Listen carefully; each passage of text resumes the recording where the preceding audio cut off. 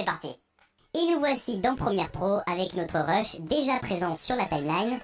Donc la première étape avant d'incruster, avant d'enlever le fond vert, c'est d'abord de se poser la question, qu'est-ce qui restera ensuite? Bien déjà le sujet, mais ensuite on voit qu'il restera la partie gauche et la partie droite de l'image qui ne sont pas en vert. L'idée ici c'est déjà de faire un premier recadrage, un premier travail pour supprimer la gauche et la droite. Alors il y a deux options pour ça, on pourrait aller dans opacité et créer un masque, mais il y a une option beaucoup plus simple, c'est d'aller dans effet vidéo, transformation et de glisser l'effet recadrage. Ici on peut recadrer une partie à gauche, une partie à droite, et s'assurer que rien ne dépasse une fois qu'on lit la vidéo. Une fois que ce travail-là est fait, on peut maintenant supprimer la partie verte de l'image. Pour ça, on va dans Incrustation, Ultra Key, et on sélectionne la couleur que l'on souhaite enlever. Une fois que c'est fait, on peut déjà changer de paramètre et cliquer sur Couche Alpha. Ici, c'est simple, tout ce qui est en blanc, c'est les parties de l'image qui restent, et tout ce qui est en noir, c'est ce qui va être supprimé. Et là, on voit qu'il reste une partie du fond vert, ici et là, en haut, en bas et un petit peu à droite. L'idée, c'est de garder le sujet, mais de supprimer ces parties-là. Il y a déjà des paramètres prédéfinis, il y a le paramètre détendu et le paramètre dynamique. Voilà, on voit qu'avec dynamique, on a déjà un très bon paramètre de départ. On peut rebasculer en composite pour voir le rendu final, qui est plutôt pas mal.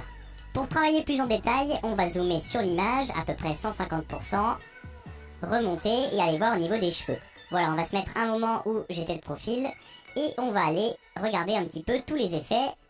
Donc déjà transparence, ensuite les tons clairs. Alors là, pour pas faire de bêtises, on va retourner sur l'image intégrale.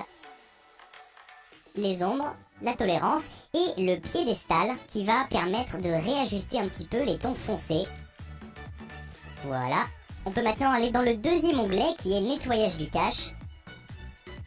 Alors pour ça, je vais zoomer cette fois-ci, même chose. Éroder, c'est la partie de l'image qu'on va enlever autour du sujet. Voilà, pas trop. Adoucissement. Alors je vais en enlever un petit peu. Le contraste, qui permet d'avoir un détour encore plus prononcé. Et le centre, qui permet de réajuster tout ça. Et ensuite les deux derniers onglets qui là vont pas être très utiles car il s'agit de nettoyer le masque. Alors là on n'a pas besoin de s'en servir, mais c'est vrai que lorsque le fond vert est d'un peu plus mauvaise qualité, on s'en sert assez souvent. Ici je vais laisser comme ça, c'est très bien. Et correction colorimétrique, c'est si jamais le fond vert avait des teints sur le sujet, ce qui n'est pas le cas ici, donc on peut laisser comme ça. Pour finir, j'avais déjà prévu une petite correction colorimétrique ici, et regardez si on l'active, ah, le fond vert ne marche plus du tout, c'est normal, il suffit simplement de dire à l'effet de s'appliquer après l'incrustation. Et la dernière étape, la plus cool, c'est d'ajouter un fond à tout ça.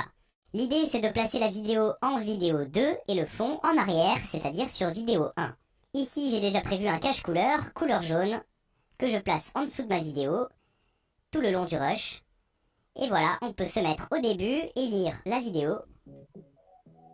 Et ça fonctionne super bien. Voilà, c'est la fin de cette vidéo, j'espère